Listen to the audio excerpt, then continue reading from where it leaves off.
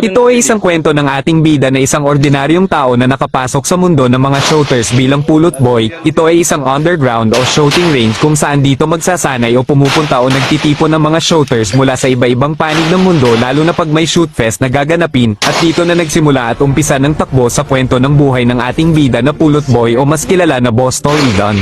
Sa pagpapatuloy ng ating kwento, pwede ko bang mahingi ang inyong suporta sa pamamagitan lang ng pag-follow, like, share, comment and subscribe?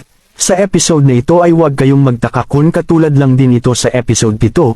Marahil nga pero iba na naman ang storya sa tagpong ito.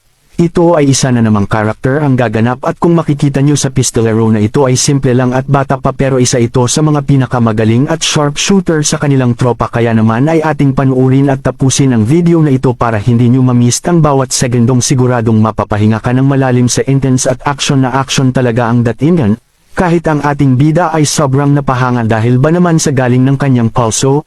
Ika nga naman, don't judge the book by its cover. Ayon sa kasabihan ng mga mas nakakatanda pa sa atin, literal na isa siya sa mga alamat na may natatangi at may dugong pistolero na nagmula pa sa kanilang mga kanununuan ng kanilang angkan. At ngayon ay atin ang masasaksihan ang pinakabatang pistolero sa kanilang grupo. Sa makikita natin ngayon ay talagang mapapahanga ka at mapapabilib ka sa husay at galing niya pagdating sa bar. Ilan? Kita nyo naman na one shot one kill kung sa pelikula na ating napanood isang bala ka lang.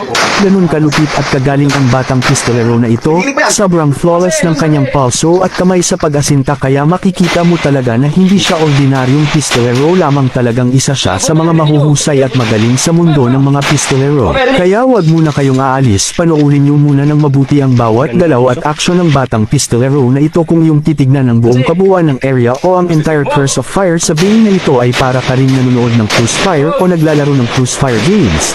Kaya naman di ka talaga maboboard manood sa action, pa naman ang sense na ito ay para ka rin talagang nanood sa mga Bollywood movies na puno ng action at intense. Kaya naman mga lodi, kung kayo ang aking tatanungin kung kayo ba ay nasiyahan o nagustuhan yung kwento ng ating bida na si Boss Tol Idan, paki-comment lang sa baba, at kung hindi naman at bakit, paki-comment lang din sa baba mga lodi, at paki-comment na rin kung taga saan kayo para naman aming malaman kung saan ba umaabot yung kwento ng ating bida. At ngayon ay makikita natin na nasa dulo na ng action ang ating pistolero, katulad pero ito ng episode 7 na makikita natin kung paano niya ililigtas yung casualties. Yung gulong na nakikita nyo ay yun yung casualties, o sa totoong buhay yun yung kabaro nila na may injury, at yun yung mission niya na iligtas yung kasamahan niya sa kalagitnaan ng gyera at bakbakan. Ngayon ay nakikita natin kung paano niya ginawa at ni-rescue yung casualties o gulong. Sobrang kahanga-hanga at nakakabilib ang batang pistolero na ito. Mission accomplished, ika nga.